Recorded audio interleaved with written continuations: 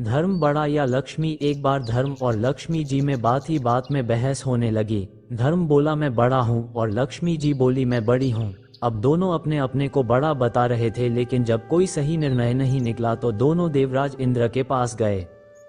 दोनों देवराज इंद्र के सामने जाकर बोले कि हमारा फैसला कीजिए। देवराज इंद्र ने कहा कि आखिर बात क्या है। धर्म बोले मैं बड़ा हूँ। इसके बाद लक्ष्मी जी बोली मैं बड़ी हूँ। अब हम दोनों का फैसला करो कि आखिर बड़ा कौन है।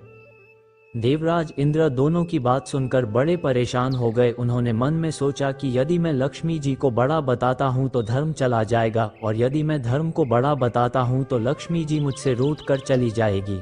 उन्होंने बहुत ही समझदारी से निर्णय लिया, क्योंकि वह किसी को नाराज करके अपना नुकसान नहीं करवाना चाहते थे। देवराज इंद्र बोले मैं सही और गलत का निर्णय लेने में असमर्थ हूँ। मैं आप दोनों को एक उपाय बताता हूँ। आप दोनों पृथ्वी लोक चले जाएं। वहाँ पर एक न्यायप्रिय राजा रहते हैं, उनका नाम विक्रमादित्य है। उनके राज दरबार से कोई भी याचक आज तक निराश नहीं लौटा। आप वहाँ पर चले जाएं, वही आप दोनों का सही फैसला करेंगे। धर्म और लक्ष्मी जी पृथ्वी लोक में राजा विक्रमादित्य के पास जा पहुंचे और उनसे कहा कि महाराज आप हम दोनों का फैसला कीजिए। धर्म बोले हम दोनों में से कौन बड़ा है, मैं या लक्ष्मी जी। लक्ष्मी जी बोली हे राजन, लक्ष्मी के बिना जीवन का कोई मूल्य नहीं है, इसलिए मैं बड़ी हूँ। अब धर्म राजा से बोले हे राजन, धर्म के बिना जीवन का कोई औचित्य नहीं है, इसलिए मैं बड़ा हूँ।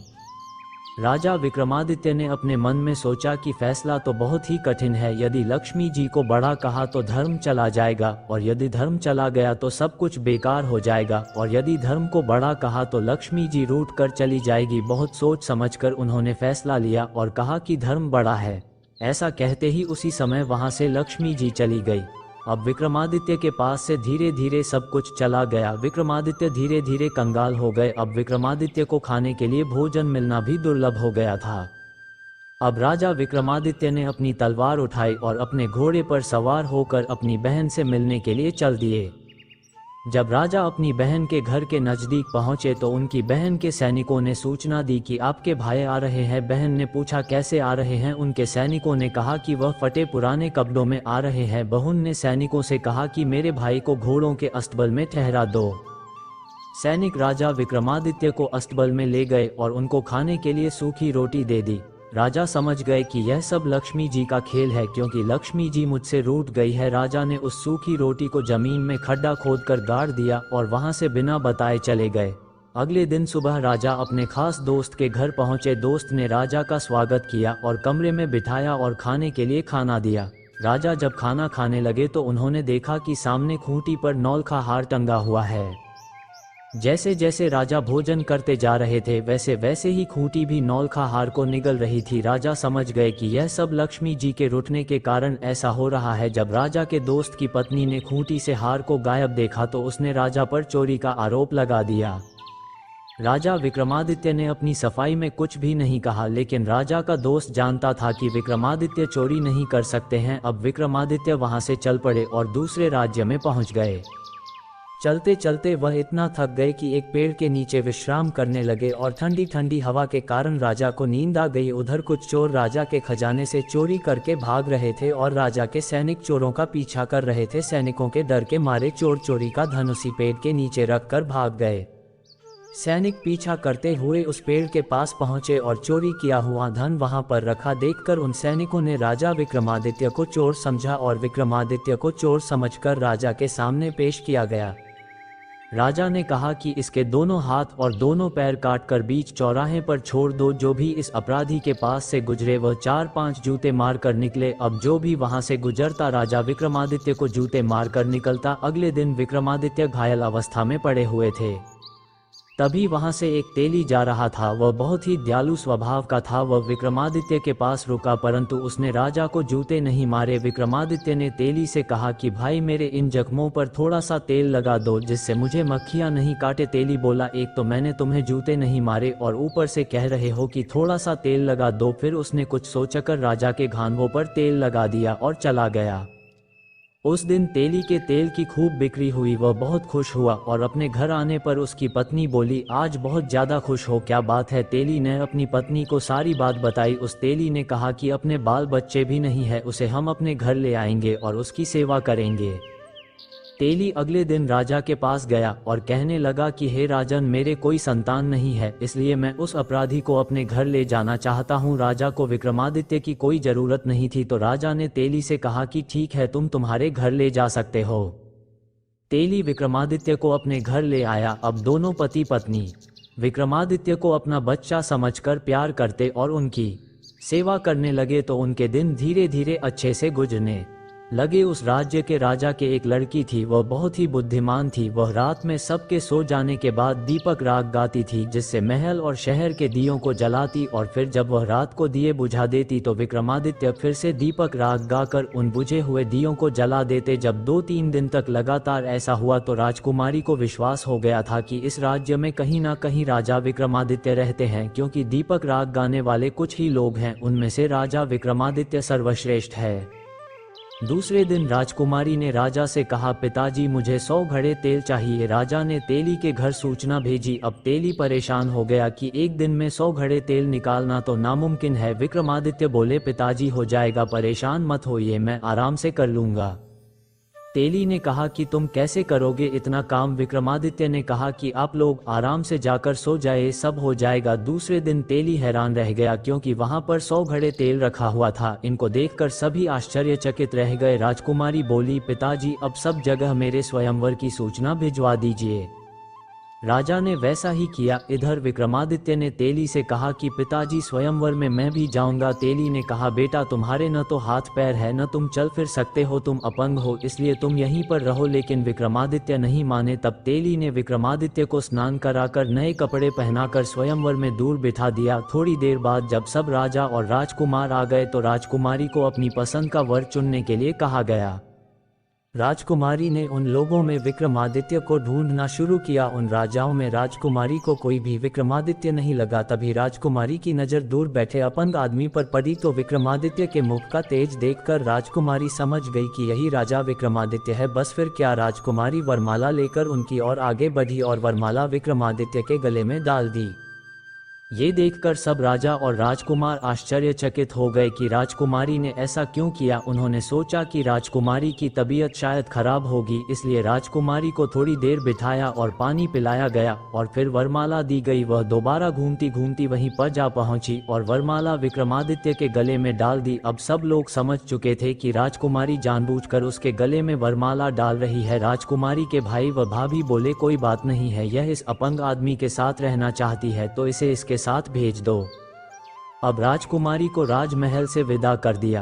राजकुमारी विक्रमादित्य के साथ उस तेली के घर पर रहने लगी। तेली और उसकी पत्नी सोचने लगे कि आखिर राजकुमारी उनके साथ कैसे रह पाएगी, लेकिन राजकुमारी बड़े ही प्रेम से उनके साथ मिलकर रहने लगी। एक दिन विक्रमादित्य ने राजकुमारी से कहा कि आज मेरा हिरण का मांस खाने का मन है, इसलिए तुम जाकर अपने भाइयों से ताज़ा शिकार किए किसी हिरण का मांस लेकर आओ। राजकुमारी का मन नहीं था कि वह अपने भाइयों से कुछ भी मांगे, लेकिन वह अपने पति की इच्छा का भी सम्मान करना चाहती थी, इसलिए मन मारकर वह अपने भाइयों के पास गई। जब उसकी भाभी ने उसके आने का कारण पूछा तो उसने उन्हें बताया कि उसकी हिरण का मांस खाने की इच्छा है। उसने विक्रमादित्य की इच्छा को अपनी इच्छा बताया। वह नहीं चाहती थी कि कोई उसके पति के बारे में कुछ गलत कहे, लेकिन फिर भी उसकी भाभियों ने कहा कि हिरण के मांस का इतना ही शौक था तो किसी अच्छे व्यक्ति को पति के रूप में चुनती।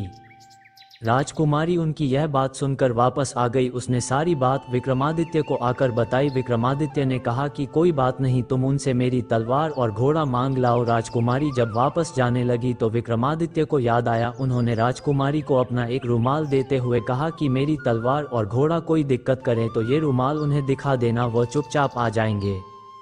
जब राजकुमारी वापस महल पहुंची तो उसकी भाभियों ने उसका फिर मजाक बनाया। राजकुमारी ने कहा, आज मैं मांस लेने नहीं बल्कि उनकी तलवार व उनका घोड़ा लेने आई हूँ। उसकी भाभियों ने कन्हा ले जाओ, तलवार व घोड़ा वैसे भी हमारे किस काम के है। राजकुमारी तलवार व घोड़ा लेने पहुंची तो तलवार सर्प बनकर इधर उधर लहराने लगी और घोड़ा भी जोर जोर से उछलने लगा। तो राजकुमारी ने वो रुमाल घोड़े को दिखाया और तलवार को भी दिखाया तो दोनों शांत हो गए और राजकुमारी के साथ चल पड़े। उनको लेकर राजकुमारी विक्रमादित्य के पास आ गई। जब शाम होने वाली थी तो विक्रमादित्य ने राजकुमारी से कहा कि अब मुझे इस घोड़े की पीठ पर बिठा दो, आज मैं जंगल में शिकार खेलने जाऊंगा। राजकुमारी ने कहा, आप घोड़े की सवारी कैसे करेंगे? राजकुमारी ने तेली की मदद से विक्रमादित्य को घोड़े पर बिठा दिया, पर बिना पकड़े वह गिरने लगे। राजकुमारी ये देखकर बहुत दुखी हुई और आंखों में आंसू आ गए। आंसुओं को छुपाने के लिए मुंह को दूसरी ओर घुमा लिया। तभी उन्हें लगा कि जैसे घोड़े की लगाम को कोई उनके हाथों से खींच रहा है। राजकुमारी ने घूमकर देखा तो वह आश्चर्यचकित हो गई। विक्रमादित्य ने कहा कि शिकार से लौटने के बाद वह सारी बातें उसे बता देंगे। विक्रमादित्य जंगल में गए और शिकार किया और उनके कान और पूंछ काट लिए और शिकार को वहीं पर छोड़ दिया। थोड़ी देर बाद राजकुमारी के भाई वहां शिकार करने आए तो वहां कई जानवरों के शव देखकर बहुत खुश हुए और शिकारी को धन्यवाद दिया। उन्हें बिना मेहनत के ताज़ा शिकार मिल रहा था। उन्होंने शिकार उठाया और महल की तरफ चल पड़े। थोड़ा चलने पर उन्हें प्यास लगी और वो जलाशय की ओर चले और पानी पीने का प्रयास किया और एक आवाज आई। उन्होंने देखा कि एक योगी खड़े थे। राजकुमार ने पूछा कि हमें जल पीने से क्यों रोका गया है? इस पर योगी ने कहा कि यहाँ पर मेरी आज्ञा के बिना कोई जल नहीं पी सकता। राजकुमारों का बुरा हाल था। योगी ने कहा कि अगर तुम्हें पानी पीना है तो मेरी एक शर्त माननी पड़ेगी। उन्हें जोर से प्यास लगी हुई थी तो उन्होंने कहा कि क्या शर्त है? योगी ने कहा कि तुम्हारे कुल्हे के ऊपर गर्म सिक्के से दंगवाना पड़ेगा। प्यास से व्याकुल थे, इसलिए उनकी बात मानने के सिवा कोई और चारा नहीं था, इसलिए कुल्हे को दगवाने के लिए तैयार हो गए। योगी जी से दगवाने के बाद उन्होंने पानी पिया और घर को जाने लगे। इधर विक्रमादित्य जो कि योगी बने हुए थे अपने निवास स्थान पर आ गए। घर पहुंचते ही जिज्ञासा से भरी राजकुमारी तेली और उसकी पत्नी उनके चारों ओर इकट्ठे हो गए और बोले कि हे शूरवीर, तुम कौन हो? विक्रमादित्य ने सोचा कि अब इन्हें सब कुछ सच बता देना चाहिए। उन्होंने कहा कि हे धर्मपिता और धर्म माता, मैं राजा विक्रमादित्य हूँ। फिर राजा ने सारी घटना उनको कह सुनाई। तेली और उसकी पत्नी विक्रमादित्य के चरणों में गिर पड़े और बोले कि हमें माफ कर दो। विक्रमादित्य ने कहा, इसमें तुम्हारा कोई दोष नहीं है।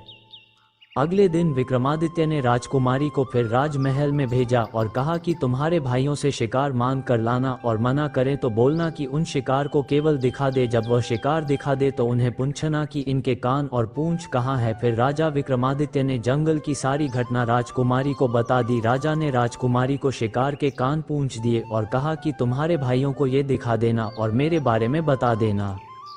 राजकुमारी फिर अपने भाइयों के घर गई और भाभियों ने राजकुमारी को देखकर कहा, आज फिर मांस खाने की इच्छा है तुम्हारी? राजकुमारी बोली, नहीं।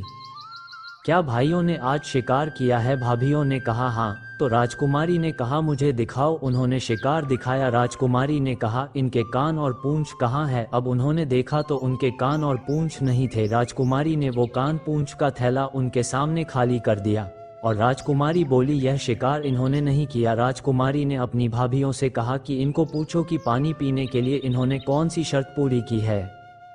राजकुमारी के कहने पर भाभियों ने उनके पति के कुल्हों को देखा तो दोनों कुल्हे गर्म सिक्कों से गुदे हुए थे। राजकुमारी ने कहा कि वे योगी ही मेरे पति राजा विक्रमादित्य थे। उसके बाद उन सबको अपने मन में बड़ा दुख हुआ। वो सभी राजकुमारी के साथ तेली के घर गए और उनसे माफी मांगने लगे। राजा विक्रमादित्य बोले, आप लोग शर्मिंदा ना हो, आप लोगों का कोई कसूर नहीं है। इसके बाद राजा विक्रमादित्य ने उनसे विदा ली और अपने राज्य के लिए चल पड़े। वहां से चलने के बाद राजा अपने उसी दोस्त के घर पहुंचे। दोस्त ने अच्छा स्वागत किया और खाना खिलाने लगे तो उसी कमरे में वही खूंटी वो हार उगेल रही थी। खाना ज्यों ही खत्म हुआ और वह हार भी पूरा वापस निकल चुका था। अब दोस्त की पत्नी राजा विक्रमादित्य से माफी मांगने लगी। राजा ने कहा, कोई बात नहीं, इसमें तुम्हारा कोई दोष नहीं है। फिर राजा ने अपने दोस्त से विदा ली और अपनी बहन के घर के लिए निकल पड़े। अपनी बहन के सैनिकों ने बहन को बताया कि आपके भाई आ रहे हैं। बहन ने कहा कि कैसे आ रहे हैं? सैनिकों ने कहा कि पूरे लाव लश्कर और बैंड बाजों सहित आ रहे हैं। बहन ने कहा कि उन्हें महल में रुकवाया जाए। विक्रमादित्य अपनी बहन के पास आकर बोले, बहन मैं तो वहीं पर रुकूंगा जहां पहले रुका था। बहन ने कहा, भाई मुझे माफ कर दो, मुझसे बहुत बड़ी भूल हो गई थी। विक्रमादित्य ने कहा, बहन इसमें तुम्हारी कोई गलती नहीं थी, तुमने अपनी मर्यादा का पालन किया है। राजा विक्रमादित्य सबको घोड़ों के अस्तबल में ले गए और वहां से वह सूखी हुई रोटी उस गड्ढे से बाहर निकाली। जैसे ही वह रोटी निकाली वहां पर लक्ष्मी जी प्रकट हो गई। और राजा विक्रमादित्य को आशीर्वाद दिया कि सदा खुश रहो, आज तुम्हारी जीत हुई। लक्ष्मी जी ने आशीर्वाद दिया और विक्रमादित्य के दोनों हाथ और दोनों पैर सही हो गए और धर्म की जीत हुई। इसके बाद राजा और राजकुमारी सकुशल अपने नगर आकर रहने लगे। वीडियो अगर पसंद आया हो तो वीडियो को लाइक और चैनल को सब्सक्राइब करें और अपने दोस्तों के साथ शेयर करें। धन्यवाद।